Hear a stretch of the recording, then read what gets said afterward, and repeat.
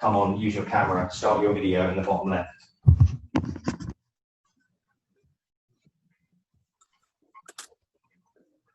Wally!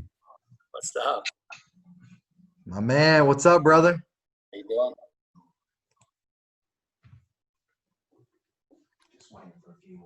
Just waiting for a few more people, guys. We're gonna get this party started. Excited, man. Excited, man. The one and only Wally.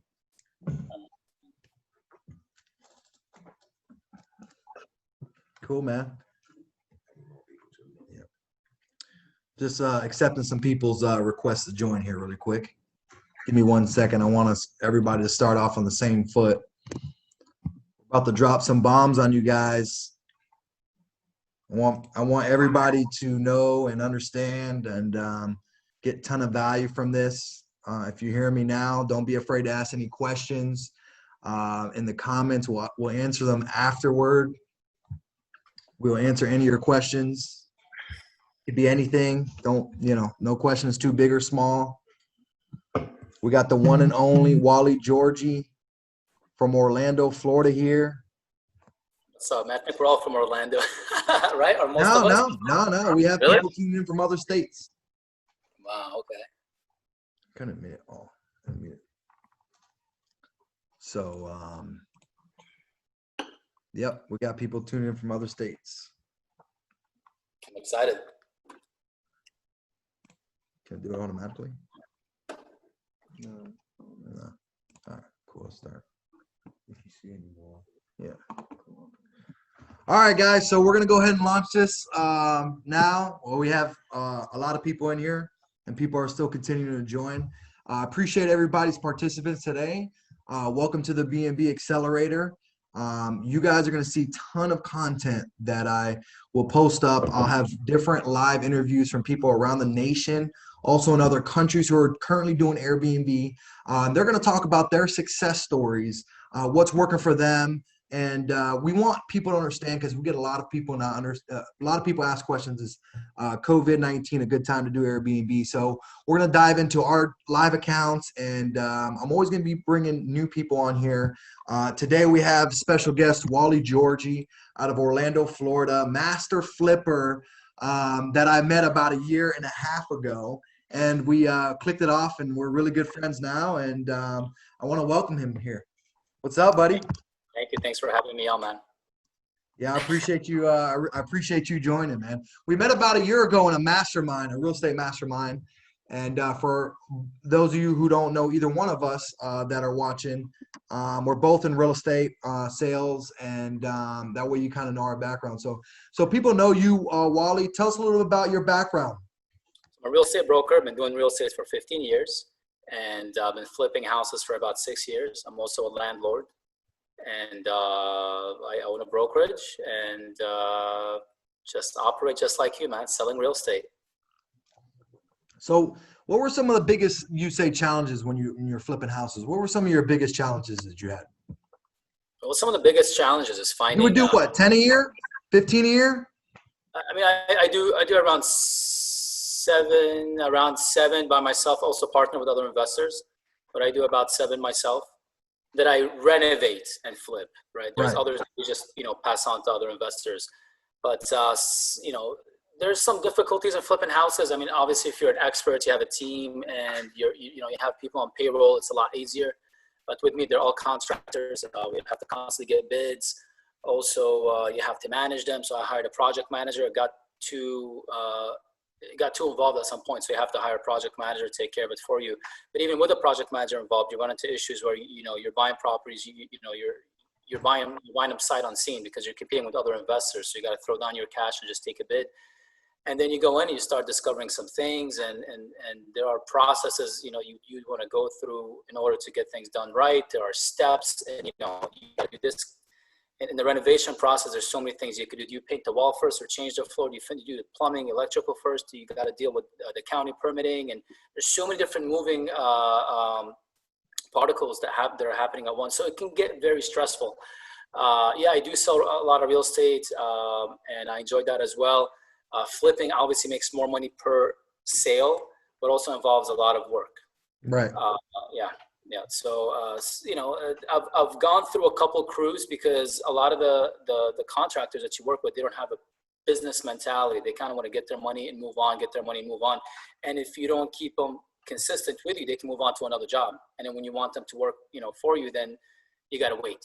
So then you're out there again for another contractor, and then you got to, it's an ongoing thing, but you got to deal with it. Yeah. Okay.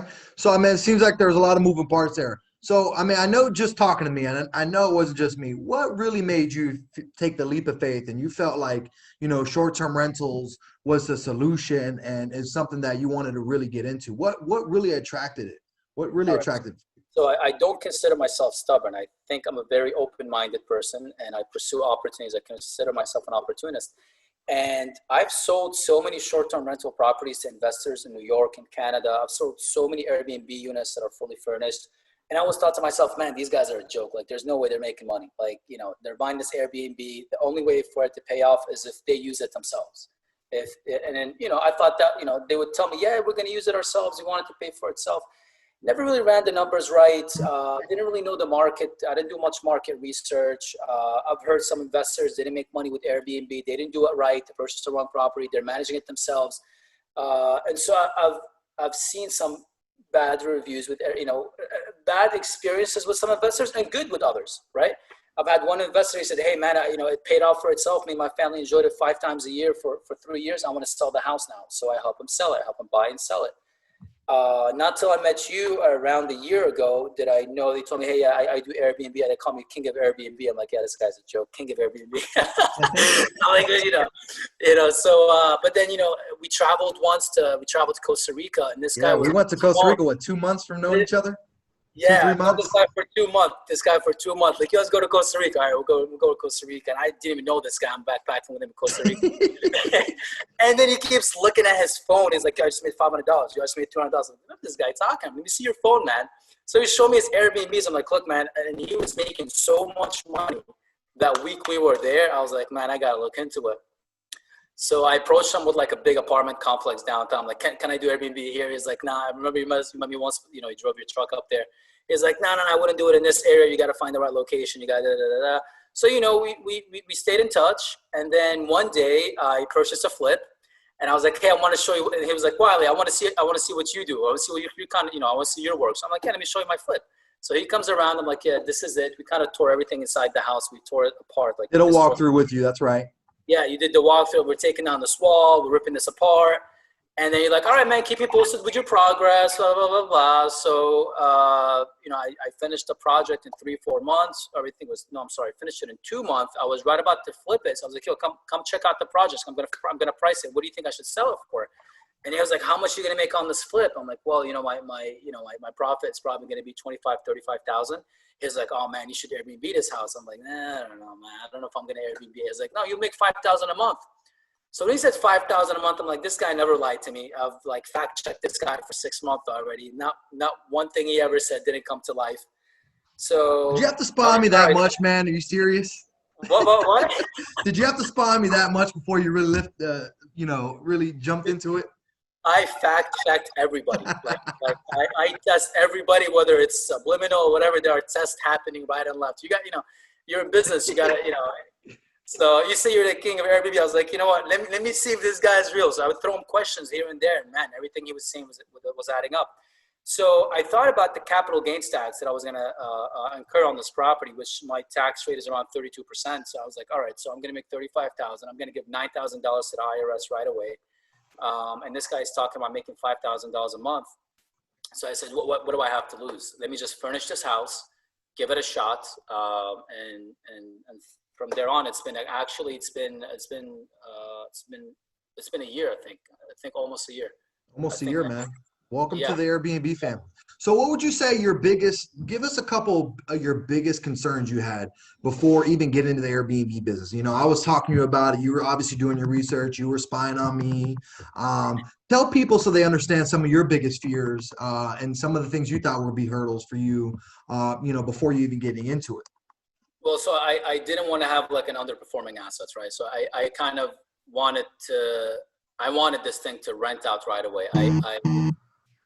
My biggest thing was this is an operational business. This isn't like, so I have properties that I rent out, right? And I sign a lease, sign a 1-year lease, and I'm done. I don't have to deal with it again. I you know, fix minor things here and there with the tenants, but I never have to bother, it doesn't bother me, right? So I'm consistently working on flipping houses, selling real estate to my customers, and not have to worry about my rental properties. So now I'm buying like a hotel, like a hotel unit, right? It's operational. There's cleaning involved. There's customer reviews. There's complaints. There's, you know, cleaning the property properly, turning over the properly. So it's an operation, right? So I didn't think I was ready to run another business, and especially like just one unit, right? Operational. So I didn't think I could kind of do it on my own, and who am I going to work with? But I mean, I saw you were managing all these units, and you had units that you owned that you're operating, and you seem like you had all the time in the world. So that's why they call me the traveling realtor, brother. And this guy was mad. Like, we even traveled again to Vegas. We went to a lot of other places, and I'm like, this guy, does he ever work? So I get that all the time. People say, hey man, you're always on vacation. So for those of you who are tuning in, who don't know, I love to travel, and practically been around the world, and I just love it, man. It's just keeps me going. I love being multicultural and stuff like that. So that's definitely, that's awesome, man. So you would say those are some of your biggest concerns before jumping in Airbnb? Right. Yes. Operational concerns. Right. So show us, you know, just so people can see and people know, right? Let's be as relevant as possible, and people know what's going on right now, and they can see. Show us some of your results right now, what you've achieved this year on Airbnb. You know, do a dive in some of your properties, and that way people have understanding, you know, of your profile. They see, you know, your earnings. You know, can you show us a few of those? Correct. Okay. Let me do it. You want me to share the screen? Yeah. Show the audience of the overview of your profile and your earnings.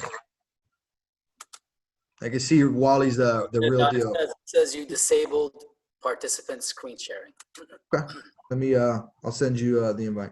So a lot of people who you know, don't know, Wally's actually a super host. I just sent you it. Wally's a super host, still maintaining a 4.8 rating. And he's going to dive into his profile right now, showing us. Well, it's actually 4 in a row, which okay, 4 in a row. So you've never lost Superhost. Perfect. Never lost it. Nope, never lost it. So this is right here. It shows you're a Superhost, which I guess you can go over what it takes to be a Superhost. So you're telling me this is the property you were going to flip? Correct. Right? Okay, cool. Yeah.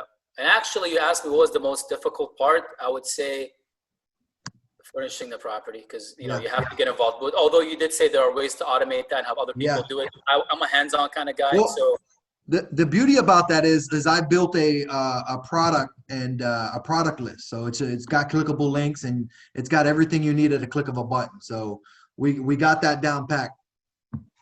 By the way, I think this picture right here probably got more bookings than anything else. So you got to show people that your property's clean. That kind of gives them right during COVID. Property. Yep, and I got that from you. So 69 reviews, 4.8. It sleeps 10 guests, 3-bedroom, 2-bath. This is the listing right here. I'll take you through it. So we got 1 king bed in one of the rooms. We got 1 queen. Then we got another room has 2 single beds. Then I also have 2 sofa beds, 1 couch, and I have a rolling bed just to make more money off of that as well as okay. So I see right here, so people understand. I see 85 a night. What does that mean? So that's like the minimum. I don't do 85. I mean, 85 is like the minimum, like worst case scenario, because I take 1-day bookings. I know some hosts don't do 1-day bookings, but like if I have a 1 day in between, I'll book it. Sometimes it's a party guy. You know, they just want to throw a party, but I do my best not to accept those. But that's why my rating dropped to 4.8. Actually, I had it like a 5, but then people throw a party. It's hard to clean properly afterwards. Sometimes. But yeah. The COVID thing was like a party, like this house was like a party house during COVID, by the way. Like everyone wanted to party here. Yeah, I'll show you some pictures. Obviously, any house that has a pool became a party house. A lot of hosts were dealing with that issue. Yeah, right.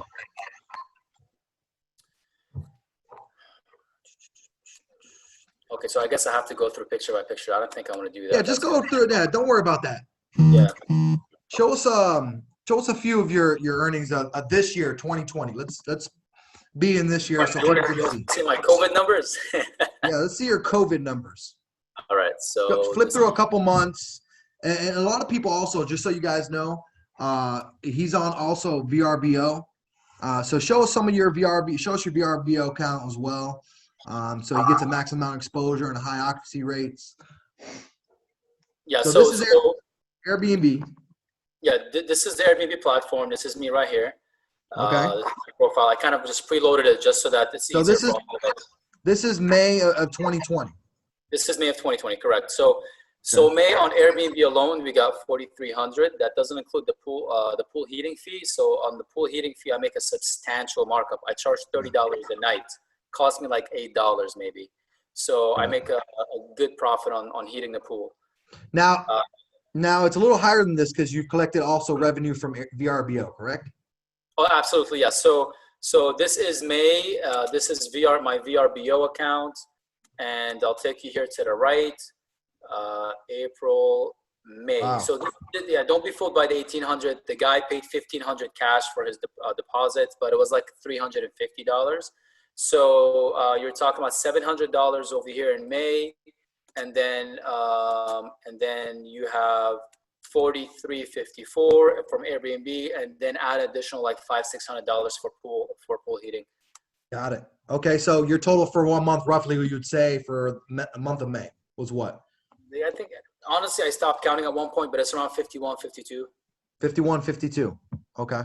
This is considered like a tough month because obviously of all the shutdown. And yes, yeah, guys, for everybody who's watching, realize these are COVID numbers. Okay. For people who are saying, a little bit on the edge, not wondering, if properties are still getting booked. These are COVID numbers. A lot of people still need to, need housing. Medical professionals, engineers. There's people still working. There's people want to stay local. There's still a lot of travel within our city, and the state. So people understand. And there are people who booked their vacation a year ago, and they don't book their hotel until a month or two before. Yeah. Majority of people book within 30 days. Yeah, I have a lot of locals celebrating I've had people celebrating their 1-year anniversary. Right. Baby showers, baby showers. People want to get ready for weddings. Guys, there's all types of different type of demand. Obviously, it's based on your location, but just understand that, during COVID, even this is with the shutdown going on, so show us another month. Let me show you June. So June, we got 4,264. Okay, so last month, 2020 June. Mm-hmm. And that's not including VRBO. Correct. So we go to VRBO, and we got 322, and earnings June. So we got 4,264, and perfect. And can you go back to that graph actually really quick? Go back to that graph. Yeah. So people can see. Mm-hmm. So they can see it across all your months. Correct. Okay. So this. Perfect. Yeah. So this. I don't think it'll show you the amount. No. I think if you hover over it, I think it shows you. No. No, but that's fine. I can go over it over here. So in June, I only have one unbooked night. And then let's just say. And this is without VRBO. That's incredible. Yeah. So Wally, while you're flipping through these numbers, tell everybody what do you roughly net? Okay, everybody, obviously we can see gross. There's expenses involved. What are you netting? You say per month on this property. So this is a very variable question because I can own this cash and I could net a lot, or I can have a loan on it 5%, 10%, 20%, and I can net different. So that number could be subjective. But I would say, my mortgage is like $1,400. Right. Okay. So you could, and then my cleaning fees, I probably pay around, look over here, I paid $1,000 in cleaning fees. Very generous guy. So I paid $1,100 in cleaning fees. But keep in mind, I have a profit margin, like you showed, like you taught me about it. So I charge $65 for clean. I pay $65 to clean my house, and I charge the guest $120. Got it. So you're profitable, you know, over 60% or 50% on your cleaning fee then. You're also Crazy. profitable. And that It's helps crazy. offset stuff like cleaning supplies, power bill, etc. Not even including your pool heater. No, exactly. Like there's so much potential in this. Correct. So yeah, correct. Wow. Amazing. Amazing. Yeah. You want to see more months? Do you want to go over maybe? Just one more month. Show us one more month for 2020. Let's see what I got in January. I don't even know. Let's see here. 4186, and then we have. I think January we had something going on in January at the house. Let's see here. So while you're flipping through this, Wally, what would you say one of the key, you know, systems that I've given you to help, achieve these numbers and that you thought was very helpful for you, right? Because obviously, you know, you said this is hands off, so talk about some, without spilling the beans. No, I mean, so I don't know if everyone knows, but the course you're about to launch, I actually got to experience everything that you're teaching in it, just as a one-on-one coaching that you gave me. So I was constantly in contact with you, like messaging you back and forth through WhatsApp, calling you, getting my questions answered, putting up my listing, going through the numbers. Got it. You say don't spill the beans, as in like don't give too much information. Yeah. No, for example, so there's a lot of things that let me see. I think we're breaking up. Yeah, you hear me? Hello? Yeah, I can hear you. Okay. Cool. I think we're back. Can you see my screen? Yeah, I can see perfect. Everything's good. Okay. Sorry about that. Okay. Yeah, you can move screens now. A little Wi-Fi issue here.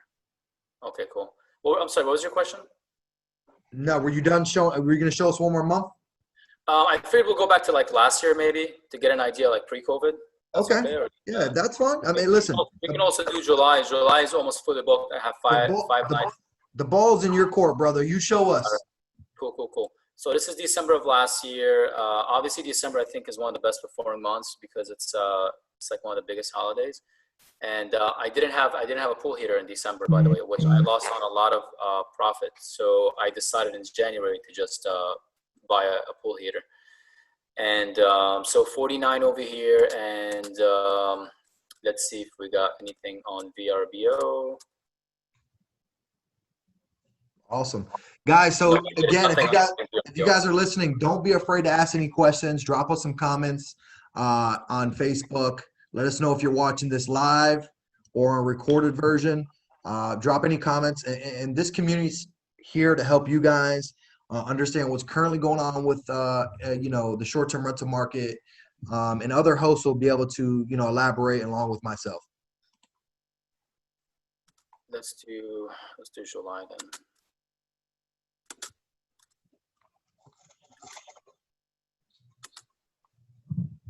Freaking rock star, Wally.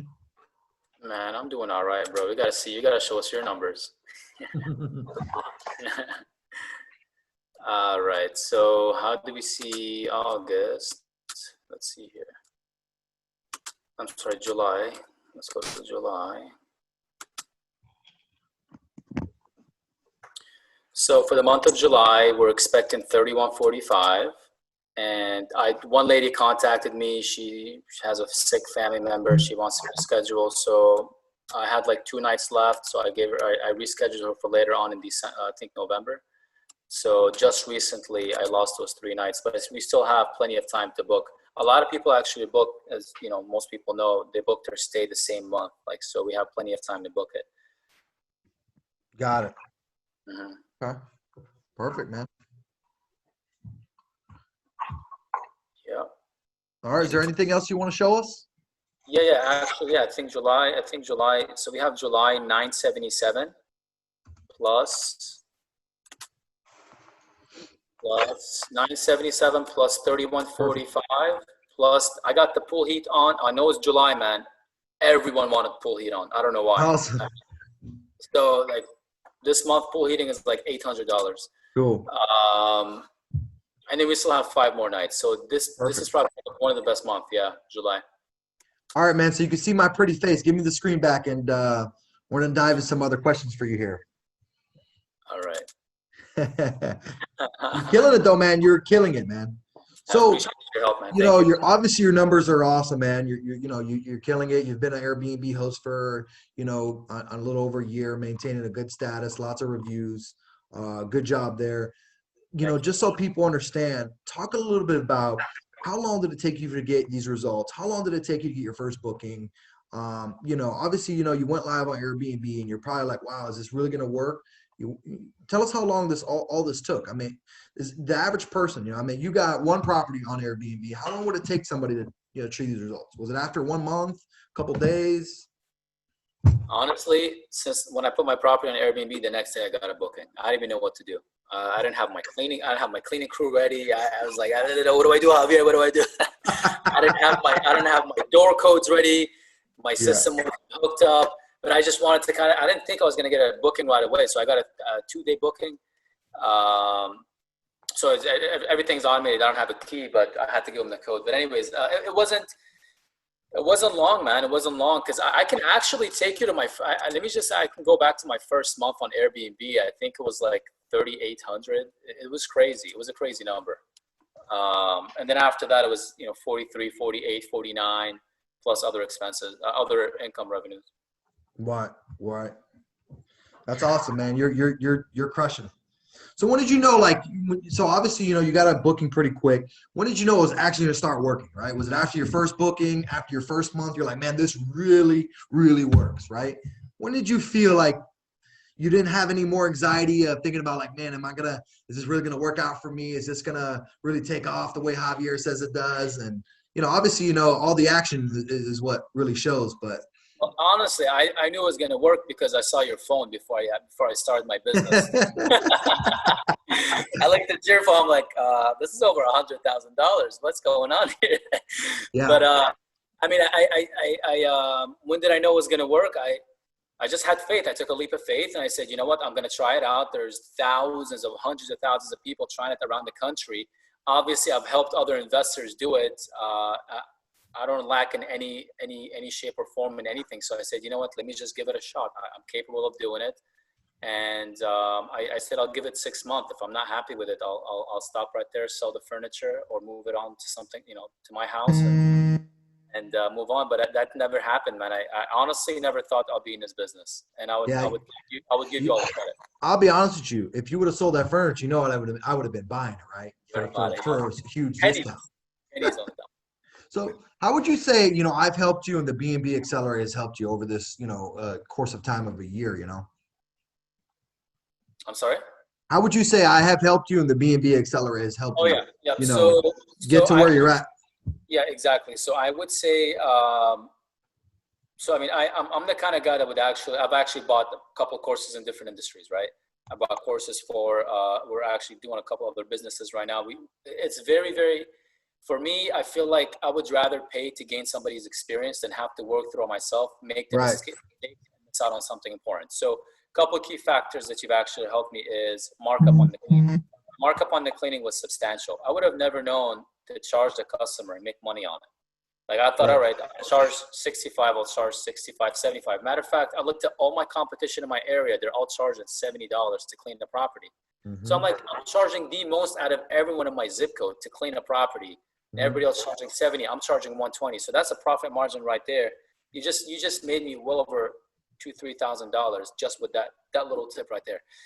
In addition to that, automating the cleaning, where I don't even have to worry about when my house is getting cleaned. I don't even know when my house, I know, I look at the calendar. I know that I have 3, 4, 5 days available to book in a month, but I don't have to do it anymore. We're automating everything, automating pricing, automating cleaning crews, automating my door codes. I don't even know my door codes. It changes every time someone goes into a house, right? I open it up on an app. So I don't even have my key. So there, I would also say one great tip you gave me recently, not long ago, was I think it was around COVID, is to drop my rate a little bit, but increase the dollar amount per extra guest.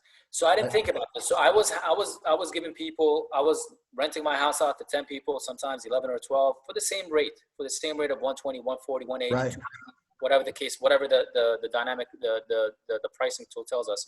But when I dropped it like $5, $10, right, the consumer gets to see that on their screen. That is cheaper than everybody else's. Then they have 8 or 9 guests, and now it's telling them, all right, for the extra guests, you have to pay $10 a guest per night, and then they're staying for 8 nights, and it's like 3 extra guests, so that's $30 extra, 8 nights. I'm like, what a great tip. Yep. So and in a lot of courses I've taken in the past, there's always a tip that someone's giving you that's going to make or break something. So for me, those 3 things to me were actually very valuable. Awesome, man. So do you feel like, Airbnb, you're gonna scale it to a couple? I know you're very well diversified. I know you're still doing flips and selling real estate, and that's kudos to you. I always agree with you, and I'm well diversified as well. Do you feel like, what does your future look like as far as, in general? Well, remember, we picked out a property and we turned it into a duplex, and we're going to do Airbnb on it. Then Can't COVID wait to get hit, that. Yep. And then COVID hit, and I was going to do Airbnb with it. I should have done Airbnb, but at that time there were other things that were happening. But I ended up doing long term, and I still have the chance to do Airbnb on it as well. But I'll have my eyes open on specific areas, specific price points. So I'm waiting for the right opportunity to purchase another property. Just for Airbnb, like I want it to be perfect for Airbnb. Although it doesn't have to be, you can always design. Like I've seen properties on Airbnb that are just like 1 bedroom, 1 bath condo rating for $80. Yeah. Everything. Anything on Airbnb. You can rent a room in your house on Airbnb. I have a friend that's doing that. Right. So yeah. Yeah, Awesome. I'm looking. I'm in the market right now looking for a house, and I know you're probably going to find it before I do because we're in the same market. I'll buy it before you do, man. Trust me. I know you did on the last one. So if you knew somebody, right, and let's say after they got done watching this, or maybe you're like overheard a conversation in a mastermind, or it could be anywhere, but if you knew somebody and you heard them having second guess doubts on signing up with the B&B accelerator, or even getting into short-term rentals altogether, what advice would you give them to take the leap of faith just like you did? I would tell them to probably have a conversation with you to learn more about your specific business, how you run your business. Obviously I think you have a value video or whatever, but yeah. I would tell people that you got to take a leap of faith in anything that you do. Like we both have a real estate license. You change your life by taking a chance and saying, you know what, I'm not going to work for $1 per hour anymore. I want to get paid for the results that I produce. And there's going to be people out there that just not going to believe that you can make money in Airbnb no matter what you show them. And there's going to be people that want to take a leap of faith and say, you know what, I want to try it out. I want to see if this is going to work. What I would tell someone is that if you ever purchase a property and it doesn't rent short term, you rent it long term. I mean, we have so many properties we rent for our customers that we're renting them fully furnished, and you make more money when you rent the property fully furnished, right? So I don't see there's any negative side to it, because if you're buying an investment property and you furnish the property and you put it on the market for on Airbnb, you're gonna get bookings. There's no way you're not gonna get bookings. There's no way. I mean, we have a system where we look at our competition. Everyone in Orlando is booking. Everyone in Kissimmee is booking. Mm-hmm. What are they doing? How do you differentiate yourself? And everything that you do, you gotta differentiate yourself. So that person is gonna be. They have to be committed. They have to stick to the course, learn everything, and apply the step-by-step process. I mean, just a leap of faith, man. That's all it is. It's awesome, man. That's awesome. Yeah, I 100% agree with you. Just showing your profile and my profile and, many other people's profiles and what the market's showing, like I show in my free masterclass, airdna.co, you can see what the market is doing. And that's very important. Like I teach people, we don't go based off of what we see on the news. We go based off of true hard facts. And that's the beauty about this. So if you're watching this and you're like, oh, well, what happened? I'm not going to book out. Well, there's tons of traveling going on in our nation. Now, overseas travel, yeah, it's going to be a little bit, funny probably for a while. People getting on plane, but that dynamic of people traveling is going to be more in a car, jumping in a car, driving 8 hours or 10 hours or 5 hours or whatever it is. People still need needs and to stay in a property for short term for a wedding or a baby shower. I get all types of stuff. You'd be surprised. And obviously this is contingent upon your location. Obviously, if you're in the mountains, you're going to get some people coming for a mountain trip. You know, you're going to cater to different people. So that's the beauty about this business. So, you know, the USA is a big country, and we have lots of people living here. So there's going to be continuous traveling going on. So that's awesome, man. And I'm glad you're seeing some good occupancy rates and stuff like that. So again, guys, if you've been watching this, you know, the B&B Accelerator is meant for you guys to understand what's going on now and how to scale and get to where I'm at or Wally's at. Even getting 1 to 2 properties can be a significant, you know, change in your life.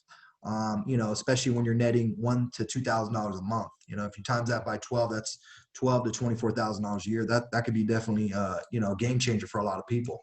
And it can keep, you know, you can keep growing that. So don't forget, if you have any questions, you know, even if you watch this, you know, 10 minutes from now, or you watch the live right now, or, you know, whatever, ask us. You know, this is a community, and, you know, I have, you know, hosts from all around the nation who are going to be diving in with us, telling us about their experience in their local market, short-term rental market. So if you have any questions, or if you want to schedule a time with me, you know, don't be afraid to schedule a strategy session with me. We can kind of go over what your future goals are and what you want to make happen in the fastest time possible. You know, we got Wally here. He's been doing it for a year, and he even started during, you know, pretty much COVID time, and he's still killing it. So I really appreciate the information you dropped on the audience today, Wally. People are, like I said, are watching from all around the nation right now. I'm going to have people tune in from different countries on the next one. But again, my group is meant for you guys to understand what's going on now, real life facts. And again, I don't want this just to come from me. I want to bring live people on here that are actually hosts. And Wally Georgy is a host in Orlando, Florida, like I said before. And so am I. And we've capitalized on the market, and we still are continuously to capitalize on the market. So I appreciate everybody tuning in today. You know, there'll be a lot more lives coming up, a lot more good content for you guys all to consume. And just stay tuned. Thank you for tuning into the B&B Accelerator. Thank you. Rockstar. Have a good day, man. Nah, good night. Good night. Oh, it's been a long day, bro. It's been a long day. Have a great night.